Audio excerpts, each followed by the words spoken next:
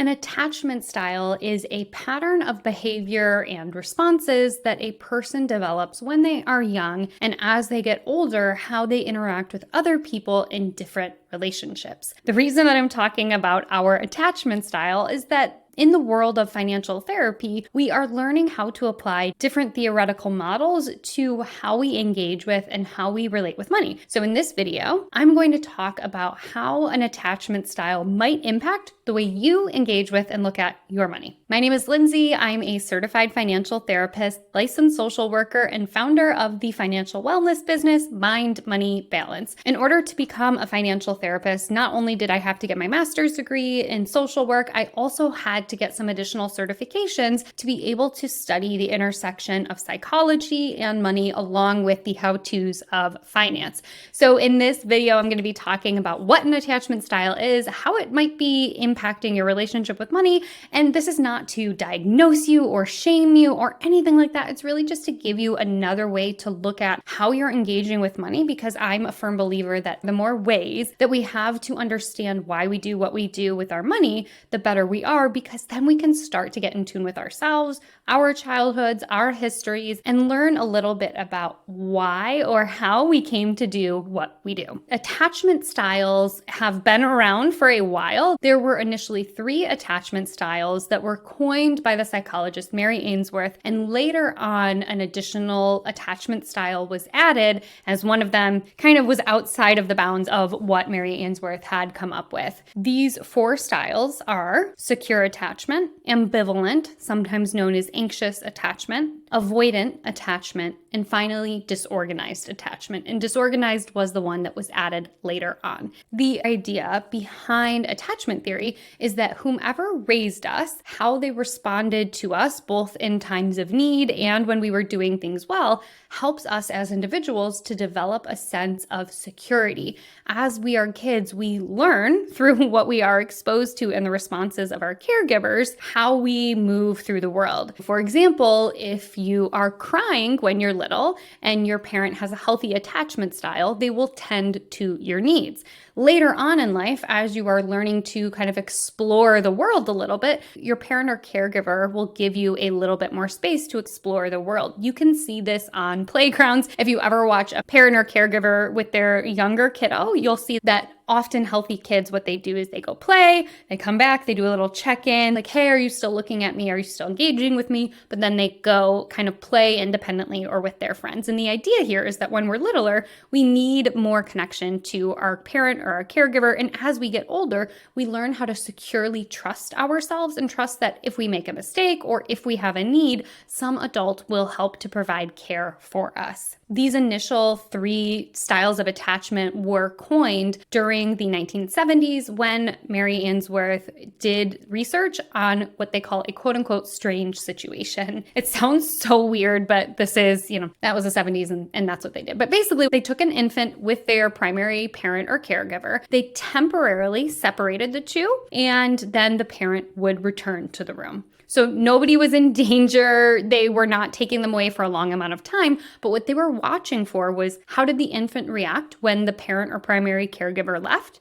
And how did they respond when they came back? And so the 3 first attachment styles were born. And then later on in the 80s, an additional one called disorganized was added. So let me run you through what each of these things are. And I want to be clear that as I'm talking about these attachment styles, you can end up in these different attachment styles even if all of your needs were met. Even if you had food, shelter, clothing, you had all of your material needs met. This is about the emotional side. In secure attachment, we tend to see children who then grow up with this attachment style being able to cope with the ups and downs of life. They're able to tune into when they're stressed out, when they're upset, when they're not feeling themselves. They are able to seek comfort from their partners. When they're little, you're looking for comfort from your parent. And if you are moving into a place of having other relationships, as you age, you may be seeking your comfort from other adults, such as a partner or a friend. But you feel feel safe, secure, and generally open to expressing yourself and feeling comfortable being emotionally intimate and also having emotional independence. And we tend to see this type of kind of balanced or secure attachment associated with a positive and consistent early caregiving experience. So when I'm saying positive, when I'm saying consistent, it means that if you fell and scraped your knee, a parent would come and check on you and make sure you were okay,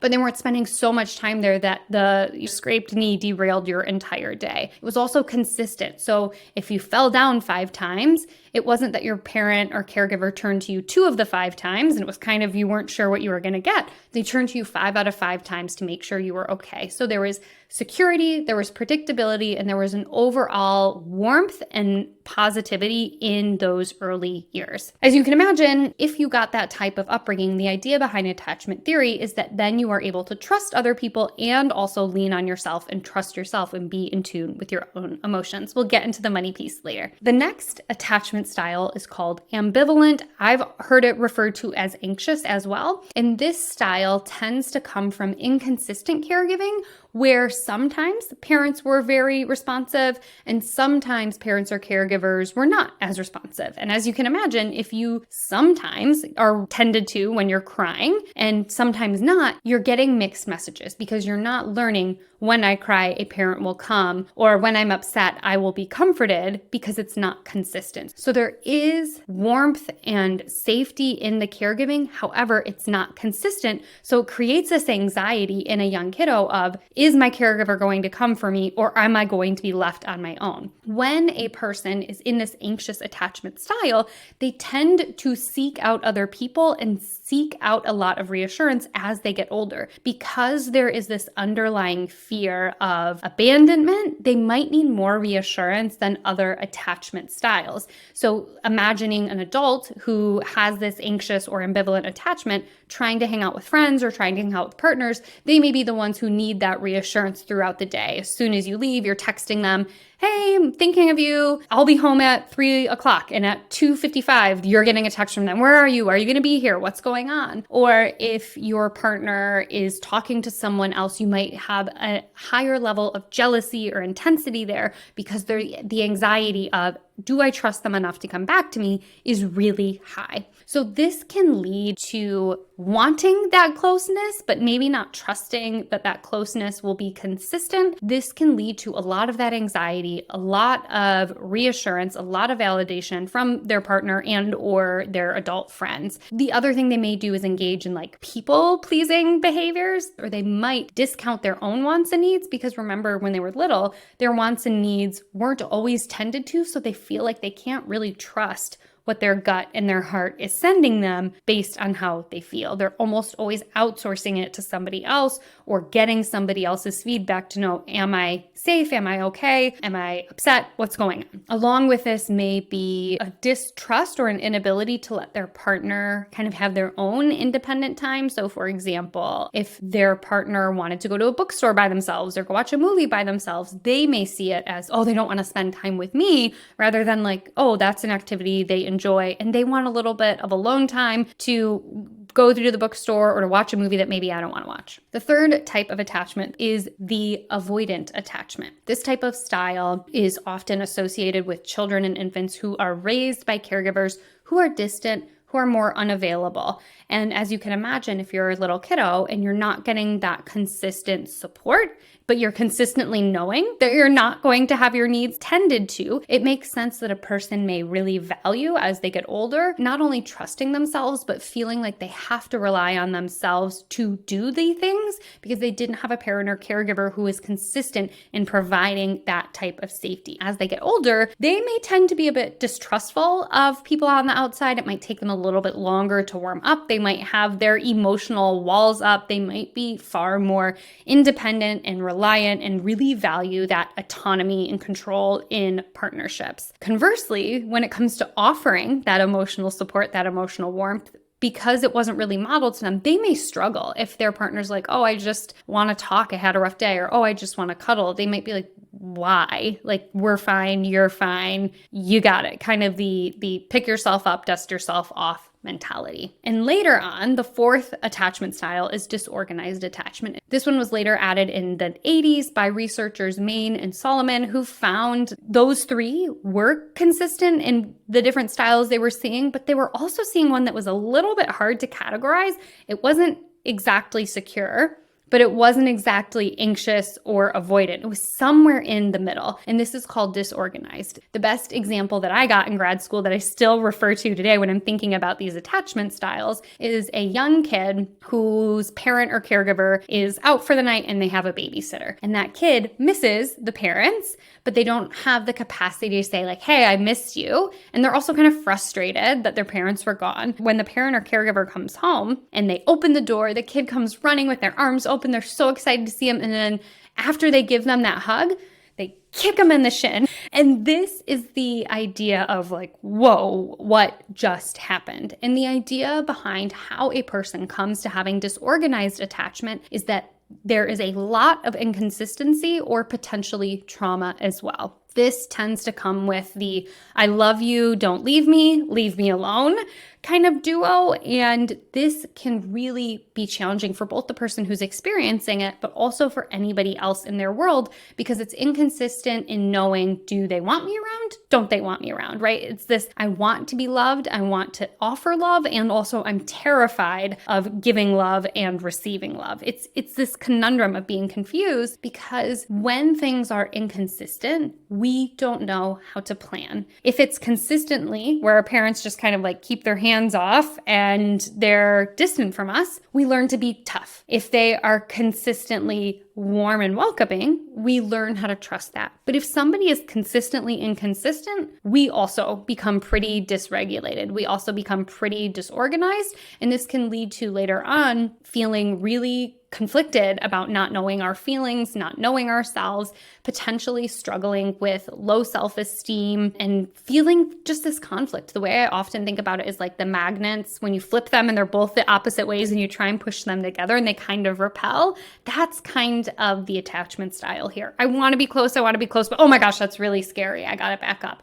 Or I want my friends. Oh my gosh, I can't deal with them any longer, right? It's this kind of push and pull. Those are the four attachment styles. Now, how the heck does this have anything to do with money? Well, let's go back to the top. If a person has secure attachment, we might hypothesize that a person with secure attachment and their money would feel pretty confident in knowing who they are, knowing their self-trust, their self-confidence, and also being able to trust that if they make mistakes, they will be able to rebound, right? Because they were modeled, it's okay if you make mistakes, there is safety here. And when it comes to being in a relationship, not just with money, but if there is a partner involved as well, we can imagine that with the secure attachment, there's open conversation about what's coming in, what's going out, being really transparent about goals and desires and dreams, having a collaborative relationship that extends that collaboration into how they deal with money. This may lead to healthier financial habits, because when we're talking about money out in the open and trusting ourselves and trusting our inner wisdom and also trusting that our partner will be able to give and take from that relationship in the way that money is involved, that may be an outcome that we see if we are applying the lens of attachment styles to money. When it comes to an anxious attachment and money, it might look like just feeling heightened about money all the time. So these are things like being anxious about whether or not the money is going to be there. Am I going to be able to achieve that goal? Will I be able to retire? Will I be able to pay for XYZ? Might manifest in a lot of checking behaviors. So checking the bank account, seeking reassurance if you're in a relationship from your partner. Are you sure you're getting paid that day? Are you sure we actually filed our taxes? Because there tends to be a lower level of self-trust, they often outsource their self-trust to other people. So anxious attached folks, when it comes to money, may be seeking out other people's reassurance that they are doing the right thing with money or that they are on the right path. They may be more likely to shop around to find the right financial information, or they may outsource their self-trust to their partner. They may give up engaging with the money and giving it to the partner because they are so worried about making a mistake or making a wrong financial decision, and they tend to want reassurance from other people. When it comes to avoidant attachment in our money, the way that it might look is that there is a strong emphasis on self-reliance. I will not look at sharing a bank account with my partner. I will not think about splitting things other than 50-50 or whatever I feel like is fair in my head. This can come with a lot of self-reliance and also hoping that your partner